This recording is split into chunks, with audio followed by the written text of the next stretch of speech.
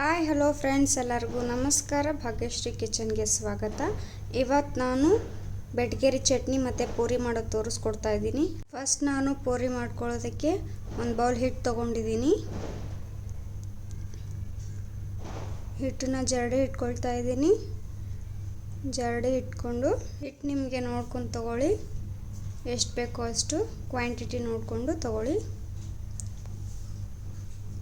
ನೋಡಿ, ನಾನು ಎಷ್ಟು ತೊಗೊಂಡಿದ್ದೀನಿ. ಇದಕ್ಕೆ ಸ್ವಲ್ಪ ಉಪ್ಪು ಹಾಕ್ಕೊಳ್ತಾ ಇದ್ದೀನಿ.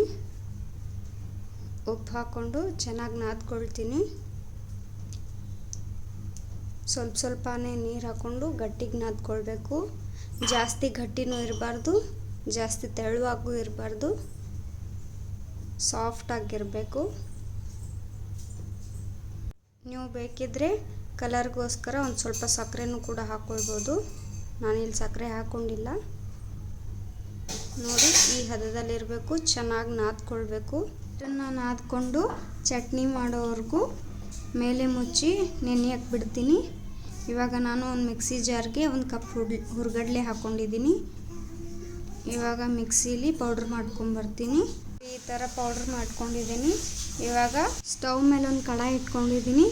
ಒಂದು ಸ್ವಲ್ಪ ಎಣ್ಣೆ ಹಾಕ್ಕೊಳ್ತಾ ಇದ್ದೀನಿ. ಎಣ್ಣೆ ಕಾದ ನಂತರ ಜೀರಿಗೆ ಮತ್ತು ಸಾಸಿವೆ ಹಾಕ್ಕೊಳ್ತಾ ಇದ್ದೀನಿ. ಚಟ್ಪಟ ಅಂತ ಸಿಡಿದ ಮೇಲೆ ಕರಿಬೇವು ಹಾಕ್ಕೊಳ್ತಾ ಇದ್ದೀನಿ. ಇವಾಗ ಈರುಳ್ಳಿ ಹಾಕ್ಕೊಳ್ತಾ ಇದ್ದೀನಿ ನೋಡಿ, ಮತ್ತು ಮೆಣಸಿನ್ಕಾಯಿ ಹಾಕ್ಕೊಳ್ತಾ ಇದ್ದೀನಿ. ಎರಡೂ ಚೆನ್ನಾಗಿ ಫ್ರೈ ಮಾಡ್ಕೊಳ್ಬೇಕು. ನಾನು ಮೆಣಸಿನ್ಕಾಯಿನ ಚಿಕ್ಕದಾಗಿ ಕಟ್ ಮಾಡಿ ಹಾಕ್ಕೊಂಡಿದ್ದೀನಿ. ನೀವು ಬೇಕಾದರೆ ಮೆಣಸಿನ್ಕಾಯಿನ ಮಿಕ್ಸಿಲಿ ಪೇಸ್ಟ್ ಕೂಡ ಮಾಡ್ಕೊಂಡು ಹಾಕ್ಕೊಳ್ಬೋದು. ಇವಾಗ ನಾನು ಒಂದು ಸ್ವಲ್ಪ ಅರಿಶಿನ ಹಾಕ್ಕೊಳ್ತಾ ಇದ್ದೀನಿ. ಇಷ್ಟನ್ನು ಚೆನ್ನಾಗಿ ಫ್ರೈ ಮಾಡಿಕೊಂಡು ಗ್ಯಾಸ್ ಆಫ್ ಮಾಡ್ಕೊಳ್ತಾ ಇದ್ದೀನಿ. ಇದು ಪೂರ್ತಿಯಾಗಿ ತಣ್ಣಗಾಗಬೇಕು.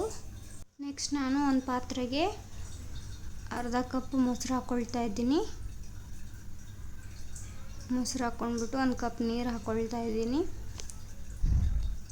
ಇವಾಗ ಚೆನ್ನಾಗಿ ಮೊಸರಲ್ಲಿರೋ ಗಂಟೆಲ್ಲ ಹೊಡ್ಕೊಳ್ಬೇಕು.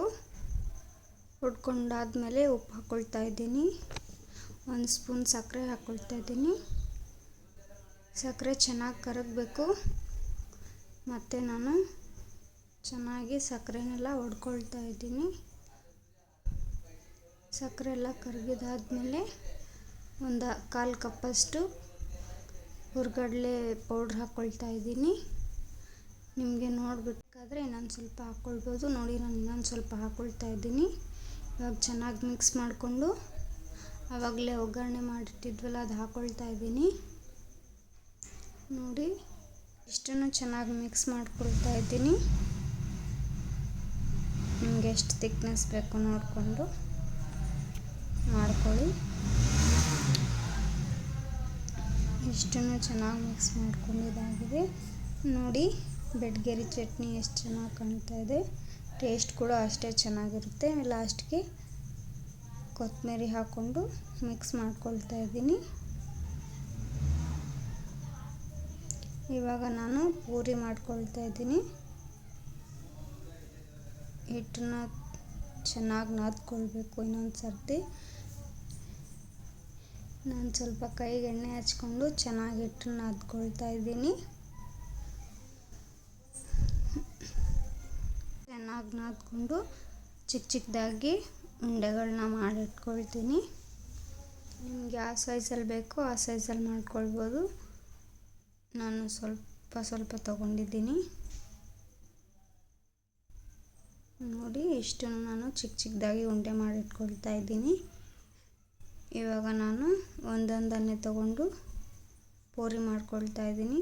ನಾನು ಹಿಟ್ಟು ಹಾಕ್ಕೊಂಡು ಮಾಡ್ತಾಯಿದ್ದೀನಿ. ನೀವು ಬೇಕಾದರೆ ಎಣ್ಣೆ ಕೂಡ ಹಾಕ್ಕೊಂಡು ಮಾಡ್ಕೊಳ್ಬೋದು. ನೋಡಿ, ನಾನು ಪೂರಿನ ಮಾಡ್ಕೊಳ್ತಾ ಇದ್ದೀನಿ.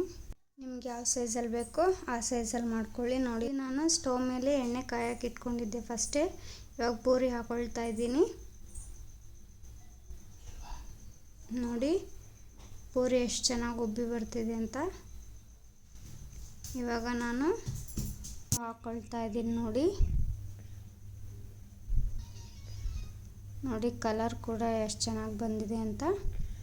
ಇಷ್ಟನ್ನು ನಾನು ಹೀಗೆ ಮಾಡ್ಕೊಂಬರ್ತೀನಿ. ನೋಡಿದ್ರಲ್ಲ ಫ್ರೆಂಡ್ಸ್, ಬೆಟಗೇರಿ ಚಟ್ನಿ ಮತ್ತು ಪೂರಿ ಮಾಡೋದು ಹೇಗೆ ಅಂತ.